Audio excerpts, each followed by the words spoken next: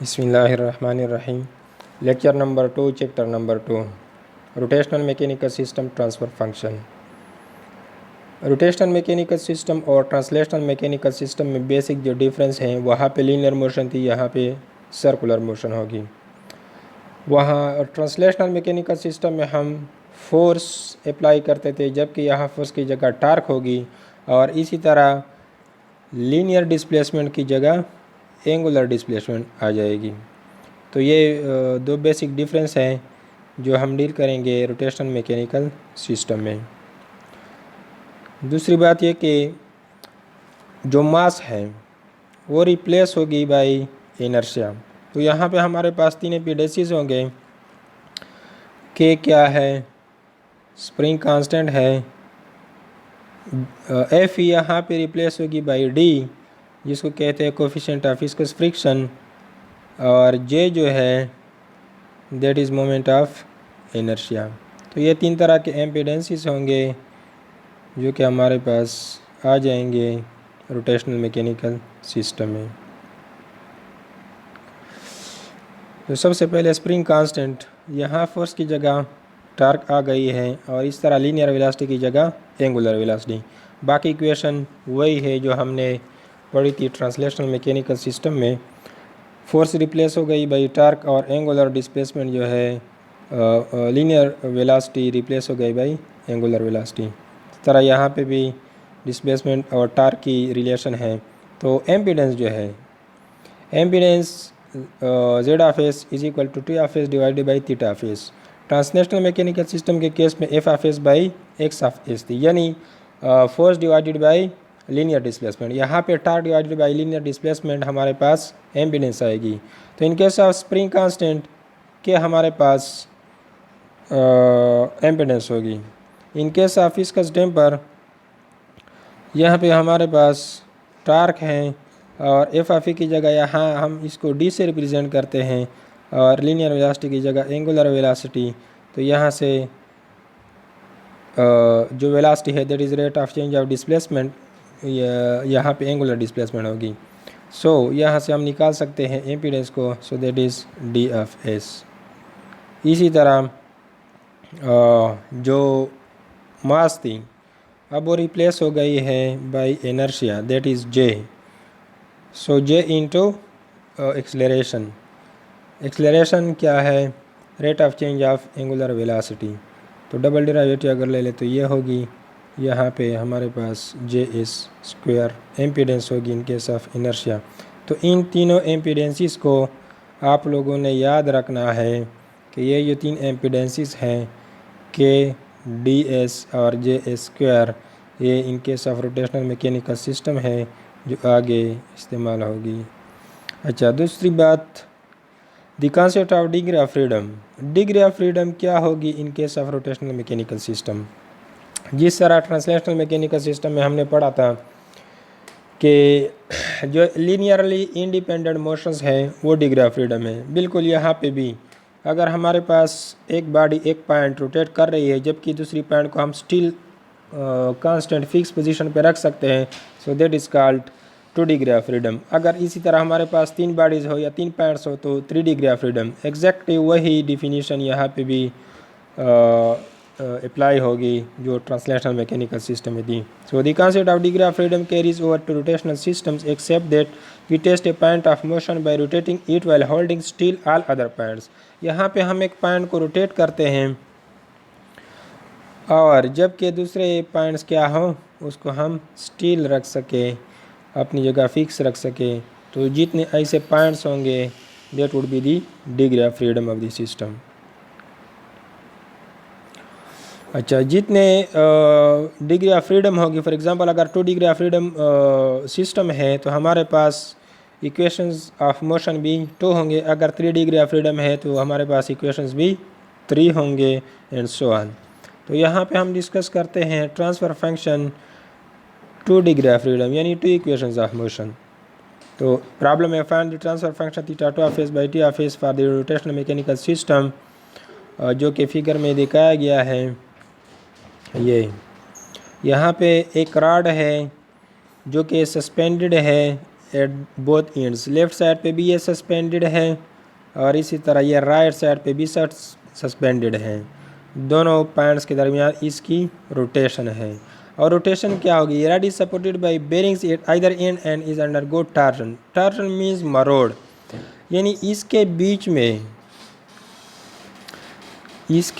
में यहाँ पर इस जगह पे इसको हम अगर इसी पॉइंट को हम स्टिल रखें तो इस पॉइंट को हम रोटेट कर सकते हैं। और इसी तरह अगर इसको हम स्टिल रखें तो इसी पॉइंट को हम रोटेट कर सकते हैं। तो इसको कहते हैं 2 डिग्री ऑफ फ्रीडम मोशन। तो यहाँ पे 2 डिग्री ऑफ फ्रीडम मोशन है। हमने फाइंड क्या करना है, टार्क अप्लाई होगी एट द लेफ्ट साइड यहाँ पर, और डिस्प्लेसमेंट जो होगी रिक्वायर्ड है एट दी राइट साइड। तो ये हमारे पास टार्क जो है ये इनपुट हो गई और राइट साइड पे जो एंगुलर डिस्प्लेसमेंट है दैट इज़ आउटपुट। तो यहाँ पे इनपुट और ये आउटपुट। अच्छा, अब इसके लिए हमने ट्रांसफ़र फंक्शन फाइंड करनी है इन case of this translation rotation mechanical system. सबसे पहले ये जो है हमारे पास ये इसकी जो फिज़िकल स्ट्रक्चर है वो गिवन है फिगर ए में, जबकि फिगर बी में इसकी स्कीमेटिक डायग्राम शो की गई है। तो स्कीमेटिक डायग्राम से हम सिस्टम को डिराइव कर सकते हैं। यहाँ पे चूँकि 2 डिग्री ऑफ फ्रीडम मोशन है तो हमारे पास 2 इक्वेशन आएंगे। Rather than driving free body diagram, इसको हम डायरेक्टली बाय इंस्पेक्शन मेथड हल कर लेते हैं और वो निस्बतन आसान है। तो उसके लिए सबसे पहले ये है कि impedance related to angular displacement θ1, वो कौन से KD1 और J1। जो θ1 के साथ रिलेटेड हैं वो D1 है, J1 है और K है। तो ये तीनों इम्पीडेंसेस जो है ये रिलेटेड है विद द मोशन एट θ1 यहाँ पर। तो ये θ1 के साथ मोशंस हो गई। कॉमन क्या है, कॉमन दोनों के दरमियान θ1 θ2 के दरमियान जो कॉमन है दैट इज़ K। दोनों के दरमियान कॉमन क्या चीज़ है, K है। और θ2 के साइड पे हमारे पास जो इम्पीडेंसेस है वो K, J2 और D2। तो नेक्स्ट जाके इसी को हम सॉल्व कर देते हैं। यहाँ पे जो इम्पीडेंसेस एट θ1 है वो रिकॉर्ड करना है, θ1 के साथ मल्टीप्लाई करना है, और जो कॉमन है उसके साथ नेगेटिव साइन आएगा और कॉमन इम्पीडेंसेस यहाँ पे लिखेंगे और उसके साथ θ2 आएगी, और θ1 के साइड पे जो अप्लाइड टार्क है वो यहाँ पे लिखेंगे। तो अगर हम देख लें तो अप्लाइड टार्क इस केस में θ1 के साइड पे T है। इसी तरह सेकंड इक्वेशन बनाने के लिए यहाँ पे कॉमन इम्पीडेंसेस लिखेंगे θ1 के साथ और ये नेगेटिव साइन होगा, और इसी तरह θ2 के साथ जो रिलेटेड है वो यहाँ पे रिकॉर्ड करेंगे, और यहाँ पे अगर θ2 राइट साइड पे कोई अप्लाइड टार्क है तो वो लिखेंगे, लेकिन यहाँ पे कोई अप्लाइड टार्क नहीं है तो यहाँ पे अप्लाइड टार्क 0 हो जाएगी। तो नेक्स्ट चलते हैं इसकी सलूशन की तरफ। अच्छा, यहाँ पे देख लें कि यहाँ पे हमारे पास जो θ1 के साथ रिलेटेड इम्पीडेंसेस थी वो गिवन है। सो वो क्या थे, D1, J1 और K। तो यहाँ पे हमने लिखे हैं। तो इन केस ऑफ इनर्शिया हमारे पास जो इम्पीडेंस थी वो JA² थी, तो यहाँ पे J1 है तो J1A²। In case of viscous friction वो DS थी तो यहाँ पे D1S। In case of spring constant K सबको मल्टीप्लाई किया है विद θ1, तो माइनस, और यहाँ पे कॉमन क्या चीज़ है कि हमारे पास कॉमन है ये क्या हमारे पास कॉमन है, तो यहाँ पे minus common into θ2 is equal to θ1 के साइड पे जो अप्लाइड टार्क थी दैट इज़ T1/S। तो इसी तरह हम सेकंड इक्वेशन को भी बना सकते हैं। यहाँ पे हम कॉमन लिखेंगे और यहाँ पे जो θ2 के साथ रिलेटेड है जो कि ये है। अच्छा, तो हमारे पास दो इक्वेशन आ गए, इक्वेशन 1 एंड इक्वेशन 2। अब जाके इसको मैट्रिक्स फॉर्म में लिखते हैं। तो ये दो हमारे पास इक्वेशंस थे, दिस इज़ इक्वेशन 1 और ये इक्वेशन 2। तो इसको मैट्रिक्स फॉर्म में लिखते हैं। थीटा 1 के जो कोफिशिएंट्स हैं वो यहाँ पे लिखें और थीटा 2 के जो कोफिशिएंट्स हैं वो यहाँ पे। इस तरह यहाँ पे इक्वेशन 2 में थीटा 1 के कोफिशिएंट और यहाँ ये जो थीटा 2 के कोफिशिएंट है वो यहाँ लिखे। जो रिजल्टेंट है टी ऑफ एस वो यहाँ और यहाँ इस तरह। तो अब ये हमारे पास एक सिस्टम आ गया जिसको हमने मैट्रिक्स फॉर्म में लिख दिया है। अब इन्हीं को हमने सॉल्व करना है फॉर थीटा 2 ऑफ एस, यानी थीटा 2 हमारे पास आउटपुट है। सो उसके लिए हम इसको सॉल्व करेंगे और लास्ट में हम theta 2 of S by T of S यानी ट्रांसफ़र फंक्शन फाइंड करेंगे यूजिंग क्रेमर्स रूल। तो नेक्स्ट चलते हैं। अच्छा, थीटा 2 के लिए अगर हम इसको सॉल्व कर रहे हैं तो फर्स्ट कॉलम को एज इट इज़ लिखना है और सेकंड कॉलम की जगह, चूँकि हम थीटा 2 फाइंड कर रहे हैं तो सेकंड कॉलम की जगह क्या करना है, इसी को पुट करना है। तो सेकंड कॉलम की जगह हमारे पास ये रिजल्टेंट मैट्रिक्स आ गई है और इसका डिटर्मिनेंट डिवाइडेड बाय जो हमारे पास यहाँ पे मैट्रिक्स आ गया है इसका डिटर्मिनेंट लेंगे तो हमारे पास ये आ जाएगी दिस विच इज़ डेल्टा। सो इनको आपस में मल्टीप्लाई कर दे फर्स्ट डायगोनल तो ज़ीरो आएगा और माइनस इन दोनों को आपस में मल्टीप्लाई कर दे तो हमारे पास ये रिज़ल्ट आएगा दिस। तो ज़ीरो के साथ मल्टीप्लाई करें, ज़ीरो के इंटू माइनस प्लस आ जाए K into T of S divided by delta. अब टी ऑफ एस को लेफ्ट साइड पे ले आए so that becomes theta 2 by T of S is equal to K divided by delta. अब delta को हम फाइंड कर सकते हैं, ये क्या है बेसिकली डेल्टा, ये एक डिटर्मिनेंट है सिस्टम मैट्रिक्स का। तो इसी को आपस में मल्टीप्लाई कर दे माइनस इसको आपस में मल्टीप्लाई कर दे और इसको सॉल्व कर दे दैट बिकम्स डेल्टा। तो इसी तरह हमारे पास सॉल्यूशन आ जाएगी इन case of theta 2 of S by T of S जो कि ट्रांसफ़र फंक्शन है। तो नेक्स्ट एग्जांपल की तरफ चलते हैं। Equation of motion bye inspection, inspection method से हम ये मालूम करेंगे, इक्वेशंस हमने बनानी है। तो यहाँ पे आप देख लें कि this is first system, second और थर्ड। तो हमारे पास 3 ऐसे पॉइंट्स हैं जिनके अंदर लीनियरली इंडिपेंडेंट मोशन है। तो this becomes 3 degree of motion, 3 degree of freedom. तो हमारे पास 3 इक्वेशंस आएंगे, इक्वेशंस ऑफ मोशंस।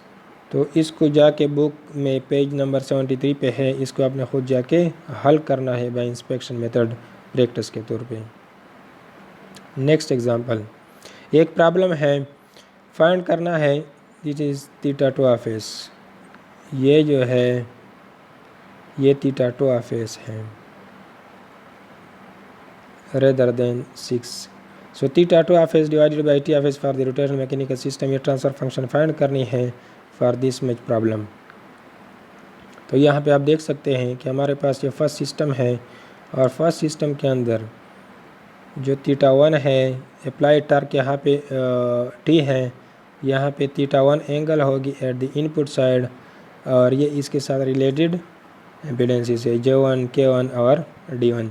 इसी तरह जो कॉमन है बिटवीन थीटा 2 एंड थीटा 1 वो क्या चीज़ है, ये दो कॉमन होंगे और थीटा 2 के साथ जो रिलेटेड मोशंस हैं वो क्या होंगे दिस।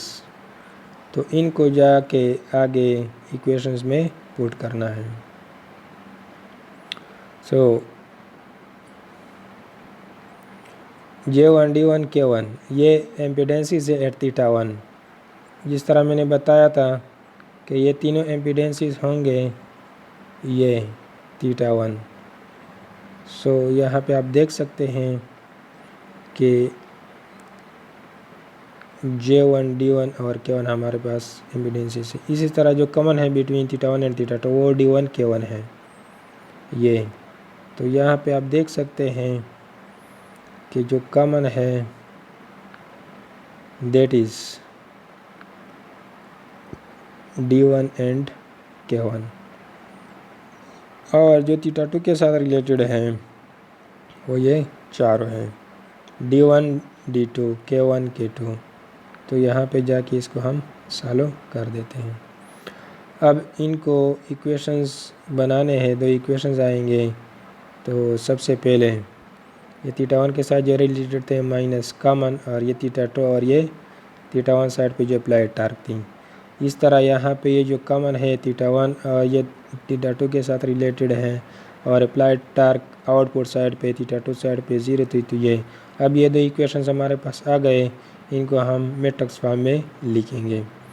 तो मैट्रिक्स फॉर्म में लिखने के बाद हम चूँकि θ2 फाइंड करते हैं, सो θ2 में ये देखें कि फर्स्ट कॉलम को एज इट इज़ हम चुनेंगे और जो हमारे पास सेकंड कॉलम है, सेकंड कॉलम में हम रिजल्टेंट मैट्रिक्स को पुट करेंगे ये डिवाइडेड बाय डेल्टा। तब इसको अगर हम सॉल्व करते हैं तो 0 इंटू दिस, ये 0 आ जाएगा, minus second this into this, minus into minus plus आ जाएगा। तो D1S plus K1 T(S) divided by delta. अब डेल्टा को यहाँ हम फाइंड करते हैं, ये सिस्टम मैट्रिक्स था ये। तो इसी को